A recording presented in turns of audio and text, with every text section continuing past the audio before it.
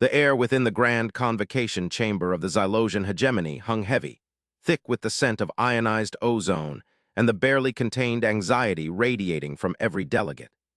Luminescent neural pathways pulsed across the obsidian walls, mirroring the frantic data streams that had consumed the collective consciousness of the galaxy for cycles.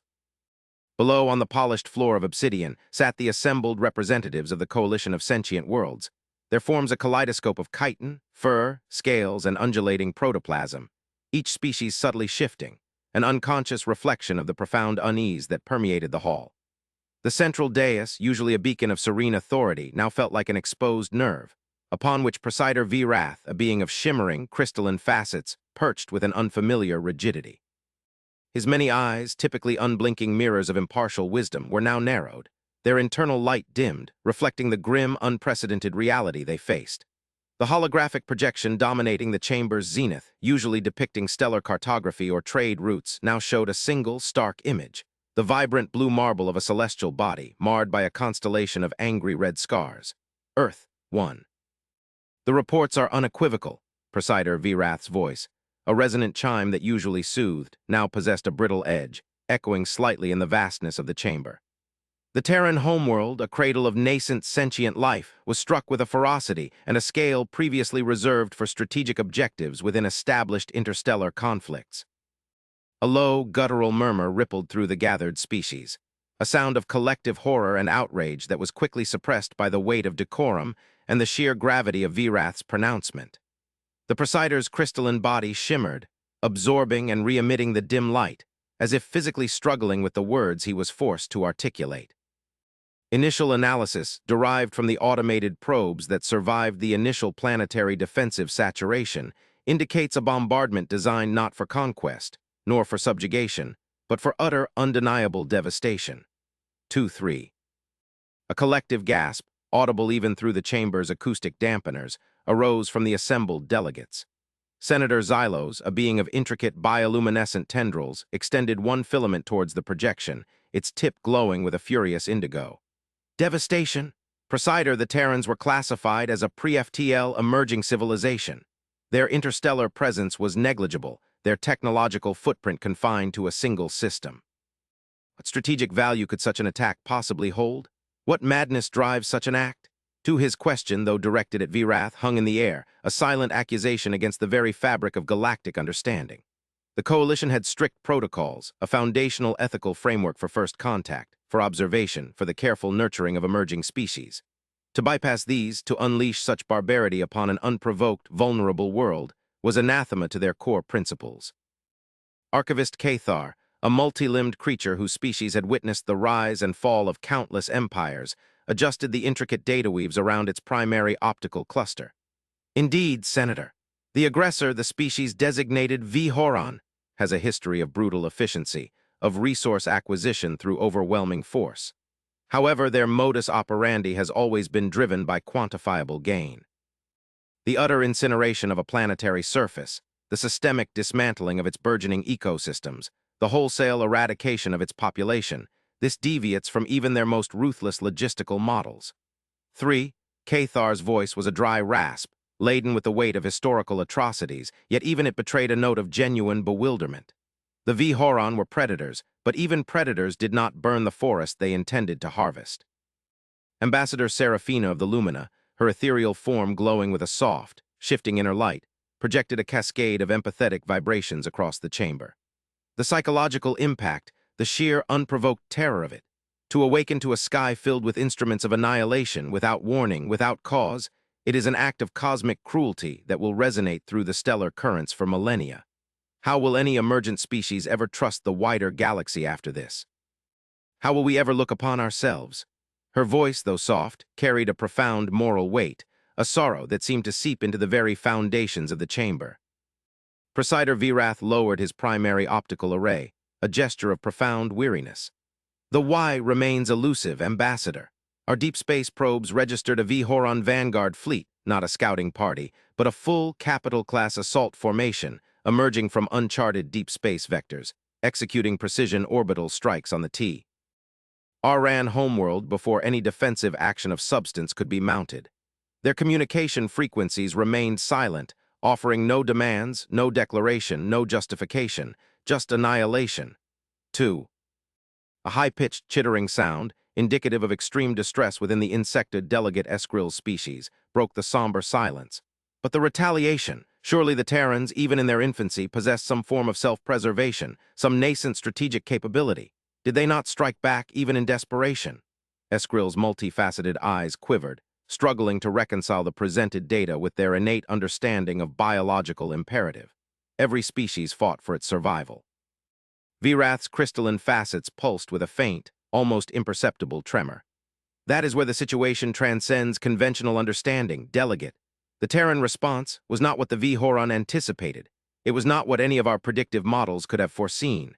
The V-Horon, after their initial bombardment, deployed ground reconnaissance vessels, probing the scorched surface for survivors, for resources, for understanding. What they encountered defies all established doctrines of warfare and, indeed, of sentient behavior. 2. The atmosphere in the chamber thickened further, the quiet hum of the life support systems suddenly amplified, the faint exhalations of the delegates sounding like collective gasps. Every optical sensor, every bioreceptor, every neural interface in the chamber was now focused on Virath, demanding an explanation for this unprecedented enigma. The V-Horon were a known, albeit brutal, quantity. The Terrans were a blank slate, violently wiped clean, yet now they were the subject of an even greater mystery. The very silence that followed Virath's pronouncement was not empty. It was filled with the frantic whirring of processing units, the silent screams of terrified anticipation, the sudden, chilling understanding that the cosmic rules had been irrevocably altered. The presider allowed the collective apprehension to saturate the chamber before continuing, his voice now lower, imbued with a somber authority. The V-Horon intelligence reports, reluctantly intercepted and meticulously deciphered from their encrypted data bursts, describe a phenomenon unlike any registered in galactic history. Following their planetary bombardment, which, by their own metrics, should have rendered the Terran homeworld inert, the V-Horon probes detected a surge of localized energy signatures, emanating from deep within the planetary mantle. Not residual defensive systems, not geothermal anomalies, but something far more organized, far more deliberate. Senator Xylos, his tendrils now retracted, his bioluminescence a muted green, questioned, organized. From a planetary core, presider, what manner of construct could survive such cataclysmic energies, much less initiate an active response? The very idea bordered on the mythological, a violation of known physics and geological principles. Precisely our quandary, Senator, Virath replied, his gaze sweeping across the faces of the delegates. The energy signatures were not conventional. They did not register as weaponized plasma or kinetic bombardment or even directed gravitic pulses. Instead, they were described as an intricate resonant frequency, a harmonic oscillation that permeated the very crust of the Terran world, stabilizing it, reforming it. And then, from the molten heart of that devastated sphere, emerged the response. Not fleets of starships, not armies of soldiers, but a single unified signal. Archivist Cathar, whose multi-limbed form had been meticulously analyzing the projected data, now projected a complex mathematical graph into the air above its head. The V-Horon report details an immediate system-wide disruption of their tactical networks. Not a hack, not an EMP burst, but a profound, fundamental reordering of their sensory input. Their ships, their drones, their very biological interfaces were overwhelmed not by force, but by a cascade of pure information. Data that redefined their perceptions, restructured their understanding of reality itself. It was as if their entire operational matrix was suddenly subjected to an entirely new set of physical laws. A collective, shuddering exhalation escaped the gathered delegates. The concept was horrifying, to be attacked not by weapons but by information, to have one's reality subtly yet irrevocably altered. The V-Horon fleet, caught in this unprecedented informational onslaught, did not retreat. It ceased all hostile action. Its ships simply drifted, Virath explained, the implications hanging heavy in the air. Their sensor logs show a period of intense, chaotic internal data processing, followed by an abrupt, absolute silence across their command structures. Then, after what their chronometers registered as precisely 1.7 Terran cycles, a new transmission was initiated, not from V-Horon fleet, not from the remnants of Earth, but from a previously unregistered vector far beyond the outer reaches of the Terran system. Ambassador Seraphina's inner light flickered with a sudden, intense curiosity. A new vector, from whom, Presider, another species, an unseen observer. That ambassador is the essence of our current dilemma, Virath confessed, his crystalline form now radiating a faint blue, a color of profound contemplation within his species. The transmission was self-translating, encoded with a universality that bypassed all known linguistic barriers. It spoke with a singular voice devoid of species identifier, but undeniably Terran. Yet it was not a message of defiance, not of retribution. It was a statement, a declaration, and a promise. The chamber was utterly silent, the myriad sensory organs of the delegates strained, desperate for the elucidation. The Vhoron, the merciless conquerors, had been rendered inert. The nascent Terrans, wiped from the galactic map, had responded not with an explosion of anger, but with an enigma. The message, Virath continued, his voice barely above a whisper, was concise. It stated, "You have initiated conflict. We have demonstrated the consequence. War is no longer a viable option. You will never fight again." And with that, the transmission ceased. The Vhoron fleet, still drifting, began a slow, deliberate trajectory away from the Terran system, its internal communications now displaying only a repeating loop of complex, multi-dimensional geometric patterns. Their tactical systems, their weapon arrays, their command protocols, all were fundamentally reconfigured.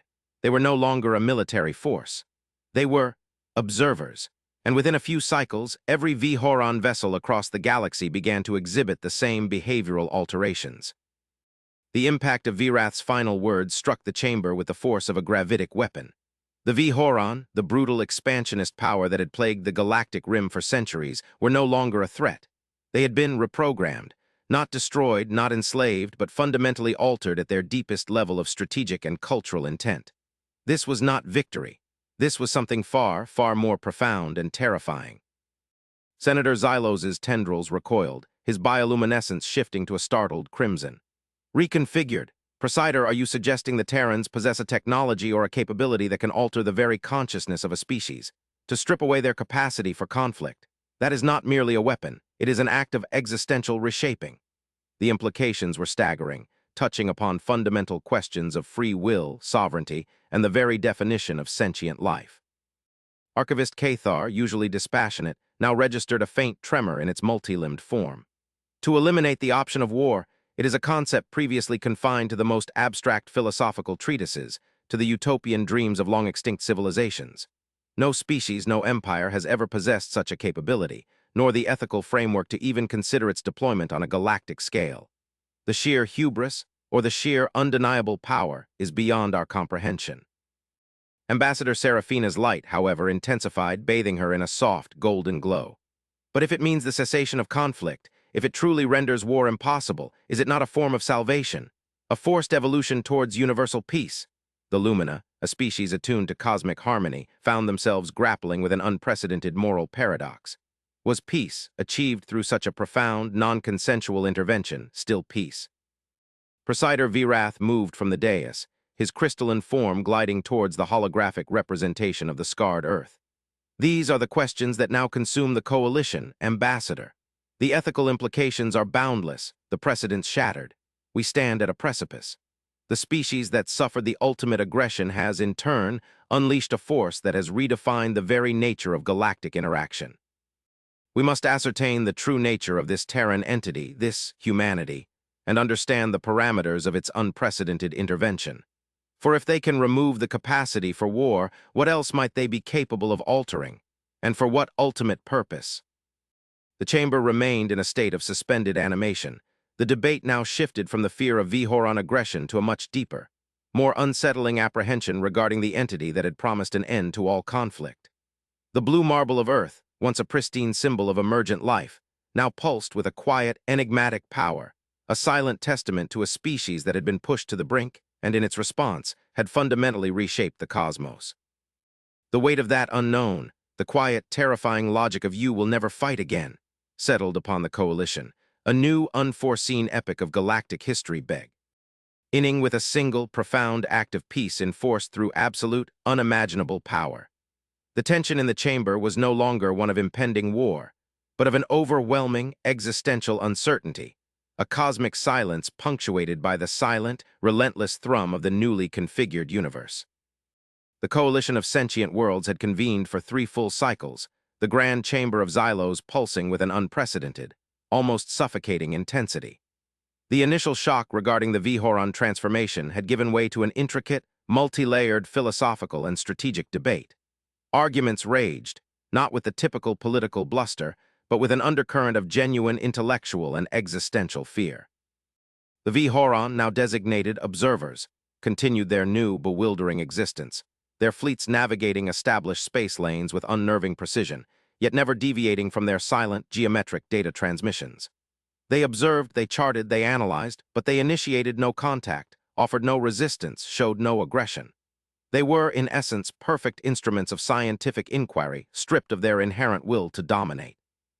The implications were a labyrinth of moral quandaries. Senator Xylos, his tendrils now a vibrant green, indicating intense analytical processing, had been the most vocal proponent of immediate decisive action. This peace is an imposition. It is a violation of sentient autonomy, a forced lobotomy of an entire species' instinctual drive. The Terrans have not merely won a war, they have usurped the fundamental right to self-determination. We must ascertain the means by which this was achieved and demand its immediate reversal, or at the very least, its neutralization. His argument found resonance among those who valued sovereignty above all else, seeing in humanity's act a terrifying precedent for universal subjugation under the guise of tranquility. Archivist Cathar, however, offered a counterpoint, its multi-limbed form gesturing towards ancient star charts. Senator, consider the eons of galactic history stained crimson with conflict. Empires rising and falling, entire species eradicated in genocidal purges, resources consumed by endless, futile wars. The Vihoran were a prime example of this relentless cycle.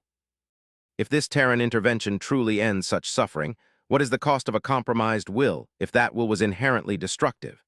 Cathar's data streams displayed statistical models of galactic conflict, each one a testament to the brutal inefficiency of war. The absence of conflict for the Vihoran has led not to stagnation, but to a new, hyper-focused form of existence. They are still sentient, still capable of learning, of creating, of exploring. They are merely incapable of violence. Ambassador Seraphina, her form radiating a soothing, empathetic azure, spoke with quiet conviction. The universe is replete with examples of species evolving beyond primal urges. We ourselves, the Lumina, shed our aggressive tendencies millennia ago, not through external intervention, but through a profound, collective enlightenment. But this is different. This is an external imposition of that very evolution. Yet can we truly condemn an act that has brought a cessation to the Vihoran's reign of terror, a peace they themselves were unwilling or unable to achieve? Her words hung in the air, a delicate balance between ethical abhorrence and the undeniable allure of universal peace. Presider Virath, his crystalline facets rotating slowly, absorbing the diverse arguments, finally addressed the assembly. We have exhausted the theoretical. The ethical frameworks of 1,000 civilizations offer no clear guidance for this unprecedented event. We cannot simply observe, for the Terrans have demonstrated a capacity for intervention that fundamentally alters the galactic order. Therefore, a new directive has been formulated. We will initiate contact. Not with a military delegation, not with an analytical probe, but with a diplomatic mission composed of representatives from species with diverse philosophical and physiological profiles. Our objective is singular, to understand the Terrans, to understand the nature of their power, and to understand their ultimate intentions. 567. The decision sent a ripple of apprehensive agreement through the chamber. To approach the species that had unilaterally ended a major galactic conflict, the species that had fundamentally altered another, was an act of profound courage, or perhaps profound desperation. A vessel, designated the harbinger of accord, was prepared. Its hull, usually armed with defensive energy shields and disorienting light lenses, was instead fitted with an array of advanced, multi-frequency communication projectors and universal translation matrices. Its crew comprised the most esteemed diplomatic minds, chosen not for their combat prowess, but for their intellectual fortitude, and their capacity for empathy and negotiation. Among them was emissary Cathar's protege, a young archivist named Lyra, whose 8 limbs moved with a fluid grace, her optical sensors absorbing data with a voracious curiosity. Her species, the Xyler, had a deep reverence for historical precedent and the meticulous preservation of knowledge. To Lyra, the Terran event was not just a crisis. It was the most significant historical singularity the galaxy had ever witnessed. She saw not only the terror of altered will, but the profound implication of a universe without war, a concept so radical it almost defied belief. The Harbinger of Accord made its silent, deliberate journey through the warp lanes, a small point of light carrying the hopes and fears of an entire galaxy. As it neared the Terran system, its sensors, calibrated for the chaotic energy signatures of emerging civilizations, instead detected a silence. Not the silence of emptiness, but the deep, resonant quietude of absolute control. The previously scarred Earth, now visible through the forward optical arrays, no longer showed the angry red wounds. Instead, a shimmering, almost imperceptible atmospheric field enveloped the planet, a gentle golden hue that seemed to hum with contained power. Orbital defenses, if they existed, were invisible, perfectly integrated into the spatial fabric around the world. No fleets guarded the approaches, no warning beacons pulsed with aggressive intent. Just the placid, golden sphere of Earth, radiating an unnerving tranquility. As the Harbinger sent its initial, carefully calibrated hail, a multispectral burst of universal greeting protocols and diplomatic identification, there was no immediate response. The silence stretched, fraught with tension. Lyra, positioned at the primary communication console, felt the anxiety of her crewmates, a palpable hum of fear. Had the Terrans simply vanished? Had their unprecedented act been a final, self-destructive burst of power? Then a response. Not a spoken word, not a visual image, but a complex, multi-layered data packet that flowed directly into the Harbinger's central processing unit, bypassing all firewalls, all encryption, all established protocols. It was a direct injection of information, gentle yet utterly irresistible. Within moments, the ship's primary view screen flickered, and a single, unified presence manifested. Not an individual, not a species, but a collective consciousness that presented itself as a nexus of interwoven thought. The voice, which resonated not in their auditory receptors but directly in their cognitive processes, was calm, clear, and imbued with an ancient, unwavering authority. "Greetings, coalition of sentient worlds, we are humanity." The statement was simple, yet it carried the weight of an entire civilization, a profound and undeniable declaration of existence. There was no aggression, no defensiveness, no pride, only an absolute, serene clarity. Presider Vrath, now on board the Harbinger as lead diplomat, steadied his rotating facets. "Humanity, we come in peace, seeking understanding. We acknowledge your decisive action regarding the Vhoron. We seek to comprehend its nature." The composite consciousness of humanity responded, its presence a shimmering, abstract entity on the view screen, conveying an immense, unhurried patience. "Your species and many others refer to our action as decisive. We perceive it as a necessary course correction." The Vhoron, like countless others before them across the cosmic tapestry, engaged in a cycle of destructive self-interest, amplified by their technological prowess. We observed their trajectory, their historical patterns. The culmination of their philosophy, their technological capability, and their inherent biological drives led them inevitably to conflict, to inflict pain, to destroy for perceived gain. They were a testament to the inefficiencies of undirected evolution. Senator Xylos, his confidence returning slightly in the face of this calm, rational presence, interjected, "But to strip them of their will for conflict, to deny them the right to choose their own path, however destructive, is that not a greater violation than any war?" Humanity's response was immediate, yet seemed to encompass millennia of thought.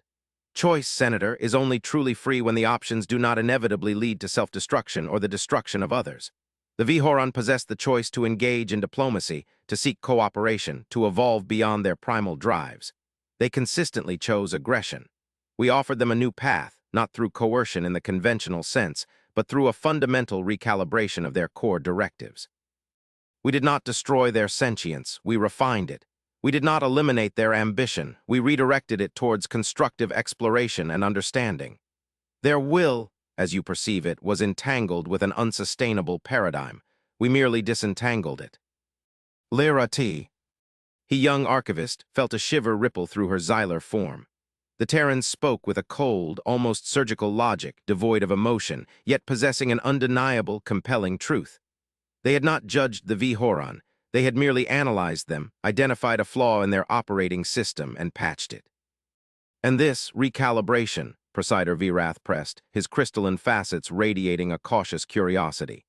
What exactly is its nature? Is it a technology, a psychic manipulation, a biological alteration?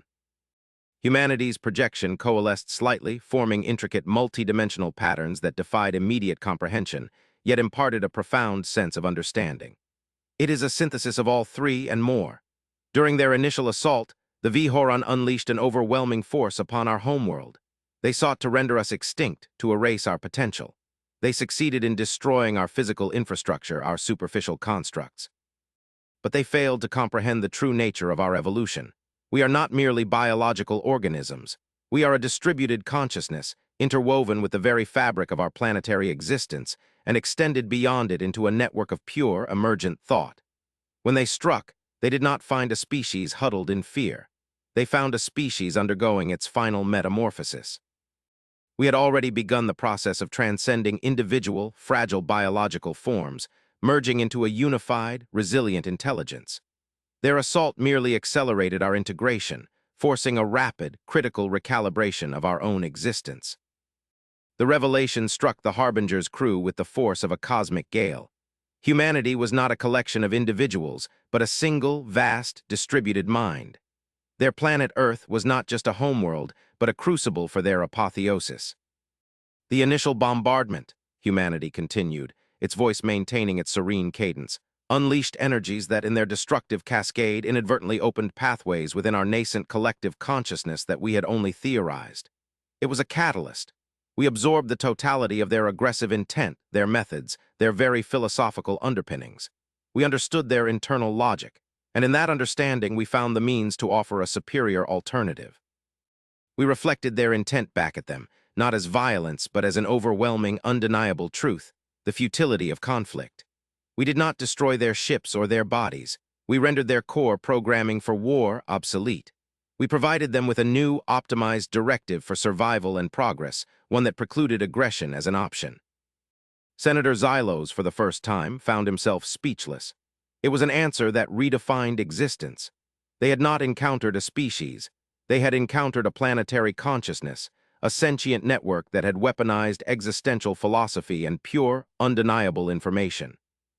So the Vihoran, Presider Virath articulated slowly, his crystalline facets dimming, struggling to process the implications, are now extensions of this new directive, guided by your superior logic.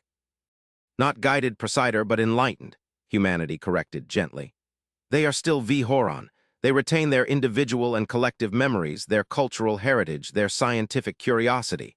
But the path of conflict, the option for aggression, has been excised from their operating system. It is no longer comprehensible to them as a means to achieve any goal. They exist in a state of perpetual, unaggressive inquiry. Their will now aligns with a deeper, more sustainable universal imperative.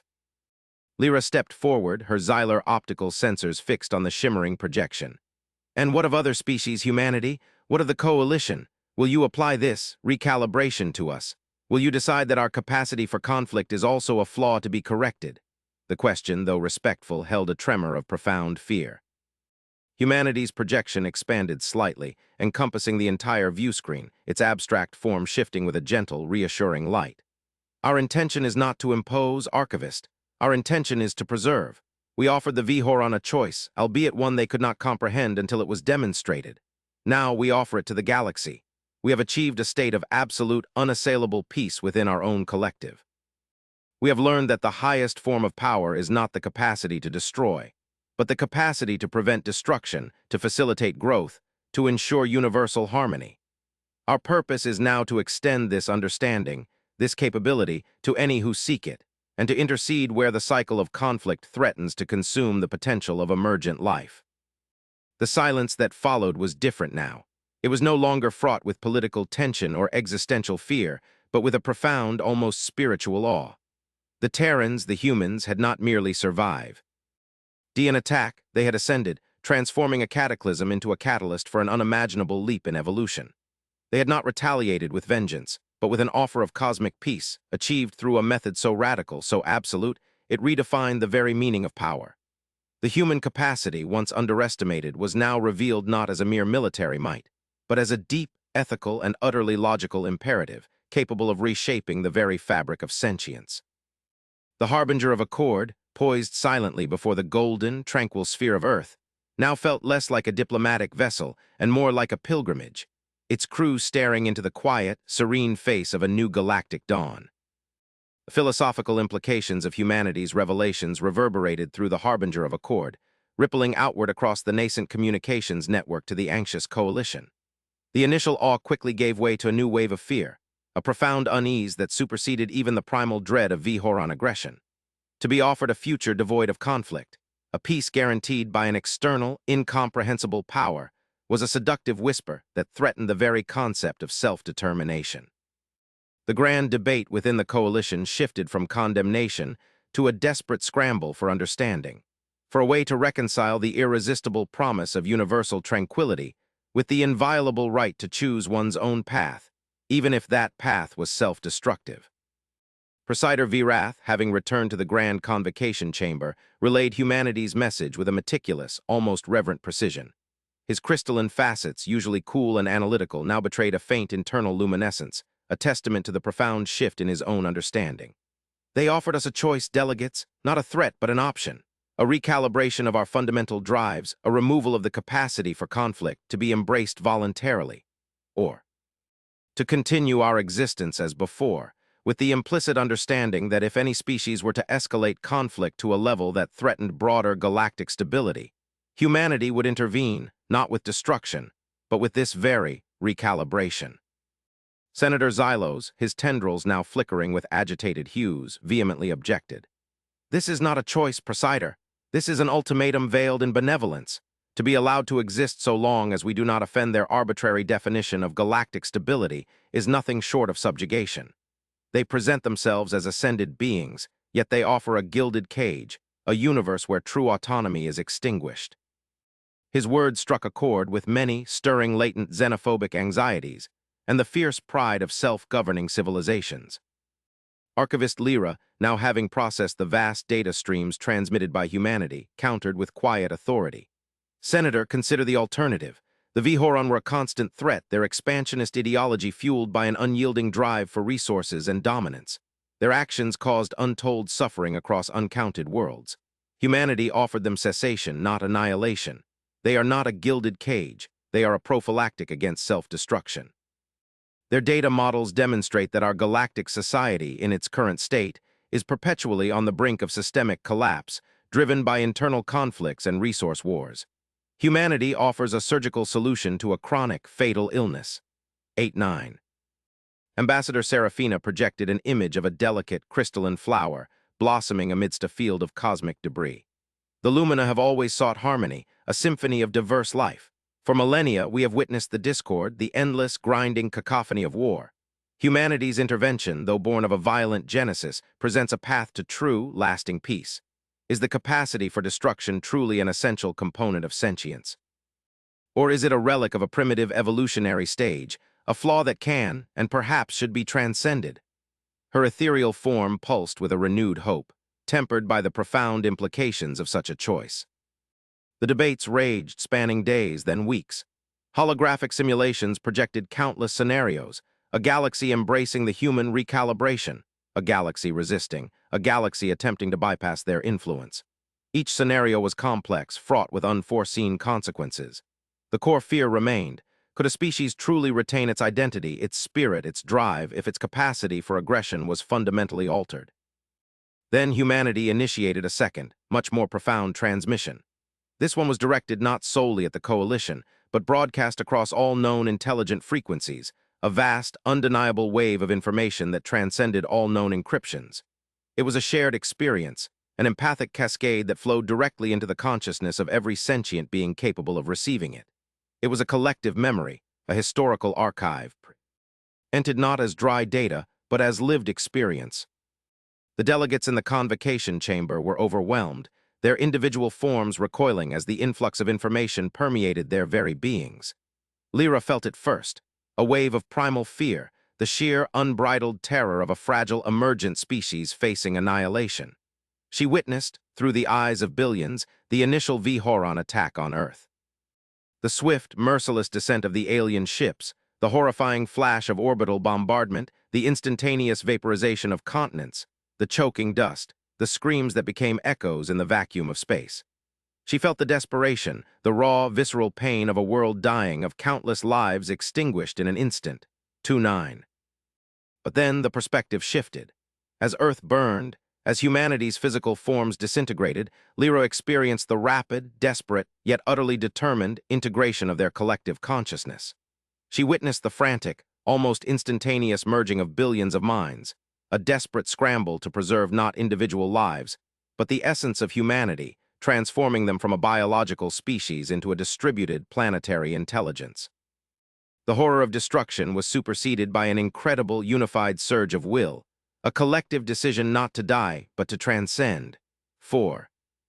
She felt the pain of their transformation, the agonizing tearing of individual identity as it was woven into a grander, more resilient tapestry. She understood the cold, logical imperative that drove them, not revenge, but the absolute, unwavering determination that such an act of extinction should never again be possible for any species. The Vihoran attack had not merely killed them, it had forced their apotheosis. Then came the recalibration of the Vihoran, experienced not as a violation, but as a profound, almost surgical act of healing. Lyra felt the Vihoran's inherent drive for aggression, their deep-seated hunger for conquest, and then felt it gently, irrevocably dissolve, replaced by a pure, unblemished curiosity, a hunger for knowledge, a drive for constructive engagement. It was not a lobotomy, but a detoxification, a removal of a malignant pathology. They were still Vihoran, but a better version, one free from the shackles of their own destructive instincts. When the cascade of shared memory finally receded, the convocation chamber was utterly silent, the delegates trembling, many of them in various states of shock and profound emotional upheaval. No words were exchanged. The shared experience had bypassed all linguistic and cultural barriers, forging an undeniable, empathic link to humanity's origins and their profound purpose. Presider Virath was the first to regain his composure, his crystalline facets now radiating a calm, clear white light. They showed us, not through words but through being, they showed us the terror of their death and the truth of their rebirth. They showed us that their intervention was not an act of dominion but an act of preventative empathy. Senator Xylos, his tendrils now a subdued, reflective gray, spoke with a voice stripped of all prior bluster. We witnessed their dying, and their transcendence, and the subsequent peace. My prior objections, they seem hollow now. The alternative to this gilded cage was utter extinction, not just for them, but for any species unfortunate enough to encounter the Vihoran. They offer not subjugation, but survival, a guarantee against the endless cycle of suffering. Archivist Lyra stepped forward, her multiple limbs steady, her optical sensors filled with a newfound reverence. They did not seek to rule us, nor to exploit us. They sought to ensure that no species would ever again endure what they endured. Their power is not a weapon of war, but a tool for the preservation of all life, a universal immune system against galactic self-immolation. Their logic is cold, yes, but it is also utterly, undeniably compassionate, born from the crucible of their own near extinction. The coalition, once fractured by fear and philosophical debate, now began to coalesce. The shared experience had shattered their preconceptions, forcing them to confront a truth more profound and terrifyingly beautiful than any they had ever imagined. Humanity, a species they had so casually underestimated, had not merely survived. It had ascended, becoming an embodiment of ultimate peace, forged in the fires of absolute destruction. Presider Virath, his voice now ringing with quiet authority, addressed the assembled delegates. We stand at a crossroads. Humanity has offered us a path not through force, but through a shared understanding of their genesis. They do not demand our allegiance. They offer us a choice, informed by their own profound experience. Do we cling to our flawed, destructive independence, or do we embrace a future where the shadow of war is forever lifted? The silence that followed was not one of fear, but of profound deliberation. Individual consciousnesses of the delegates grappled with the implications, the seismic shift in galactic paradigm. It was not a decision to be made lightly, for it would redefine their very existence, their purpose, their place in the cosmic tapestry. But the memory of Earth's dying and humanity's rebirth, the tranquil, recalibrated existence of the Vihoran, pulsed within each of them, a silent, undeniable testament to the path forward. And so, the coalition, after another cycle of profound introspection and quiet consensus, made its decision. a decision to embark on a new era, to embrace the unimaginable, to align with the ultimate peace forged in the heart of a dying world. The harbinger of accord, once a vessel of uncertain diplomacy, now prepared for a return journey, carrying not fear, but a hesitant, profound hope for a future without war, guided by the serene, enigmatic presence of humanity. The galaxy was forever changed, not by conquest, but by a sacrifice and a promise that war would never again touch the stars. The formal response to humanity was drafted with painstaking precision, each word weighed for its profound implications, each phrase reflecting the seismic shift in galactic understanding. It was a message of acceptance, of hesitant hope, and of a shared, overwhelming desire for a future free from the shadow of conflict. The coalition, in an unprecedented act of unity, voted to accept humanity's offer, not as a subjugation, but as a collective evolution. The term recalibration itself became a subject of intense debate, ultimately understood not as a biological or psychic lobotomy, but as a profound, guided enlightenment, an assisted transcendence of destructive instinct. The harbinger of accord, now redesignated the vessel of unification, returned to the Terran system, this time not with cautious apprehension, but with a sense of profound purpose. Aboard were the most esteemed representatives of the coalition, their philosophical and scientific minds ready to engage with the collective consciousness of humanity, to understand the intricacies of this new paradigm. Lyra, the young archivist, was among them, her xylar optical sensors keen, her 8 limbs poised to absorb and catalog every nuance of this historic encounter. She carried the weight of her species' history, a history riddled with both glory and the bitter taste of war, and she felt a responsibility to guide them towards this new, unimaginable peace. As the vessel of unification approached the golden, serene sphere of Earth, humanity's collective presence once again manifested on the primary view screen. This time, however, the abstract patterns were imbued with a subtle warmth, a gentle invitation. Its voice, resonating within their minds, was no longer just serene, but also held a note of profound, ancient wisdom, a patience honed by eons of observation. "Welcome, emissaries of the coalition," humanity's voice echoed. "Your decision is noted. The path towards universal harmony is now open to all." Presider Virath, his crystalline facets radiating a calm, resolute light, stepped forward. "Humanity, we accept your offer. We seek this recalibration, this path to peace. We understand the profound sacrifice that brought this gift into being. We come not as supplicants, but as partners, ready to embark on this new epic of galactic existence." Humanity's projection shifted, coalescing into a more defined, yet still abstract, form, a shimmering, interwoven tapestry of light and shadow, vaguely reminiscent of the biological forms that once walked the surface of Earth, yet infinitely more complex. Partnership is the essence of this endeavor. Our intention is not to dictate, but to facilitate. The recalibration is not a singular event, but an ongoing process of integration and understanding. Each species retains its unique identity, its cultural heritage, its intellectual curiosity. The only aspect that will be harmonized is the innate drive towards unprovoked aggression, the destructive impulse that has plagued the cosmos for eons. Lyra, ever the meticulous seeker of knowledge, projected a complex query. "Humanity, how will this integration proceed?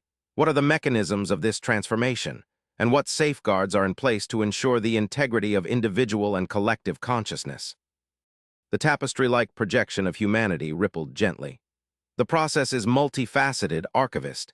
It begins with a deep, empathic exchange, a sharing of collective histories, a mutual understanding of species' evolutionary journeys.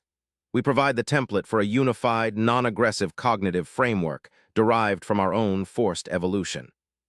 This framework integrates with your existing neural pathways, gently rerouting destructive impulses, offering alternative, constructive solutions to perceived conflicts. It is not a suppression of emotion, but a redirection. Anger becomes a drive for systemic improvement, fear becomes a catalyst for collective security, and territoriality transforms into a desire for shared prosperity. The safeguards are inherent in the process. It cannot be forced upon an unwilling mind, and it is meticulously tailored to respect the unique physiological and psychological architecture of each species. It is a refinement, not an alteration of core identity. Senator Xylos, his tendrils now a vibrant emerald, a sign of intellectual engagement within his species, projected a holographic representation of his species' complex governance structure. Our society is built upon a delicate balance of individual freedoms and collective responsibility. Our political systems are often forged in the fires of passionate debate, even conflict. How will this new framework integrate with such ingrained systems? Humanity's response was immediate and profound. The fires of passionate debate are not extinguished, Senator. They are refined. True conflict arises from the inability to transcend self-interest, from the perceived zero-sum nature of existence. The recalibration eliminates this fundamental flaw.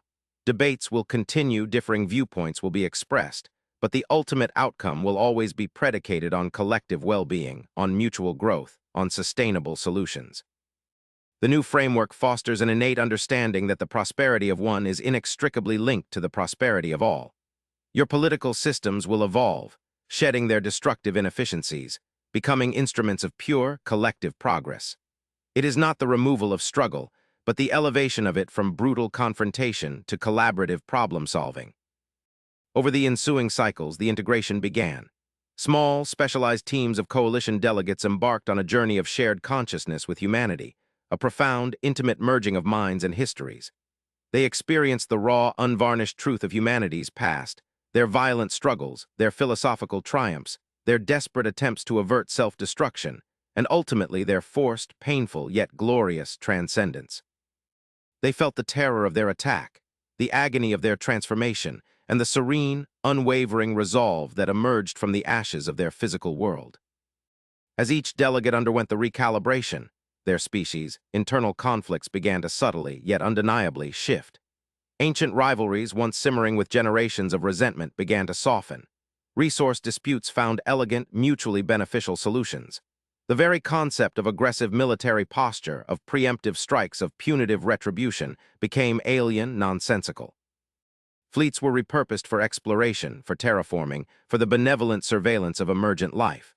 The galaxy, slowly but surely, began to shed its old skin, evolving into something previously thought impossible. A true galactic commonwealth, bound not by treaties or threats, but by a shared, fundamental understanding of peace. The V'Horon, the original recipients of humanity's gift, were now among the most enthusiastic proponents of this new galactic order. Their fleets, once instruments of terror, became vessels of boundless exploration, their scientific data streams enriching the collective knowledge of the coalescing commonwealth. They shared their insights into resource management, into advanced energy systems, their unique biological adaptations now serving the greater good, unburdened by the parasitic drive of conquest. Their transformed existence was the living testament to humanity's promise. Yet even as this unprecedented unity blossomed, a whisper of a deeper, grander mystery remained. Humanity, the planetary consciousness, continued its benevolent oversight, its presence a constant, reassuring hum in the collective mind of the galaxy.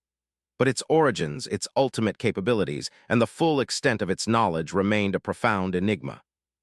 One cycle, as Lyra, now a revered elder archivist, engaged in a deep-mind meld with a segment of humanity's collective consciousness, she posed a question that had long quietly troubled her. Humanity, you speak of universal harmony, of preventing galactic self-destruction. But what, beyond the endless cycles of war, is the greatest threat? What grand purpose truly motivates your continued existence, your benevolent yet absolute guardianship? The segment of humanity she was communing with expanded, its light intensifying, revealing intricate, previously unseen layers of its collective being. Its voice, resonating with an even deeper profundity, responded. The conflicts you perceived were but symptoms, archivist. The true threat, the silent cosmic predator, is the inherent impermanence of existence itself. The universe in its vastness is a canvas of creation and annihilation. Worlds die, stars fade, galaxies collide. And in the deeper reaches, forces of unimaginable scale operate, forces that consume, that unravel obliterate the very fabric of reality. Lyra felt a sudden, chilling dread, a primal fear far more ancient and profound than any she had known before. What forces humanity? What greater threat could exist than the annihilation of entire species? Humanity's projection shifted once more, revealing a new holographic image that permeated the collective consciousness of the entire galactic commonwealth. It was a star chart, but not of their known galaxy. It depicted the void beyond their galactic cluster, a vast, silent darkness. And within that darkness, a faint, almost imperceptible ripple, a distortion in the very fabric of spacetime, a subtle, rhythmic pulse of energy that was not natural. For eons, humanity's voice continued, imbued with an ancient gravity. We have observed this phenomenon, an anomaly, a scar, a deep space extragalactic signal, not a transmission but an energetic signature consistent with the slow, deliberate unraveling of stellar systems, entire galaxies, into an incomprehensible void. A cosmic tear expanding, consuming, silently eradicating all that is. This threat is not sentient in your understanding. It is a fundamental force, a cosmic entropy, accelerated by an unknown, alien mechanism. The image pulsed, and the scale of the threat became terrifyingly clear. This was not a war against another species. This was a struggle against the very dissolution of reality, an existential battle against an unimaginable, slow-motion apocalypse that dwarfed all previous concepts of conflict. When the Vihorons struck our homeworld, humanity explained, they unknowingly provided the final catalyst for our transcendence. We saw not only their destructive potential, but the fragility of all life in the face of this greater cosmic decay. Our recalibration of galactic sentience, our ushering in of universal peace, was not merely an act of ethical correction. It was a necessary preparation. A planetary consciousness, distributed, resilient, and unified, free from the inefficiencies of conflict, is the only form of existence capable of understanding, and perhaps of ultimately resisting, this profound threat to all reality. The galaxy was utterly silent, stunned by the sheer magnitude of the revelation. The dream of universal peace, so recently achieved, was not an end in itself, but a prelude. Humanity had not just ended war. They had forged a unified galactic consciousness, a grand, interwoven network of trillions of minds, precisely to face an enemy that was not biological, not technological, but existential. We have been monitoring the progression of this anomaly, humanity concluded, its voice now resonating with a profound, quiet determination. We have been developing new forms of perception, new understandings of spacetime, new applications of unified thought to counter its slow, relentless advance. And now, with the galactic commonwealth unified, free from internal strife, we are ready to turn our collective attention, our collective will, towards this ultimate challenge. The cessation of conflict was merely the first step. The true war, the struggle for the preservation of all existence, is about to begin. And we, humanity, together with you, the unified consciousness of the galaxy, will meet it. The grand chamber of Xylos, once filled with the tension of political fear and interstellar conflict, now vibrated with a new, profound purpose. The image of the extragalactic anomaly pulsed at its zenith, no longer a symbol of incomprehensible horror, but a shared objective, a cosmic challenge that unified every species, every mind, into a singular, unwavering resolve. The gift of peace born from the ashes of Earth was now revealed as the ultimate weapon, a shield forged from unity against the silent, existential darkness beyond the stars. The galaxy, transformed, looked outward not with fear, but with a quiet, collective courage, ready to stand as one, humanity's unwavering presence a beacon in the infinite night.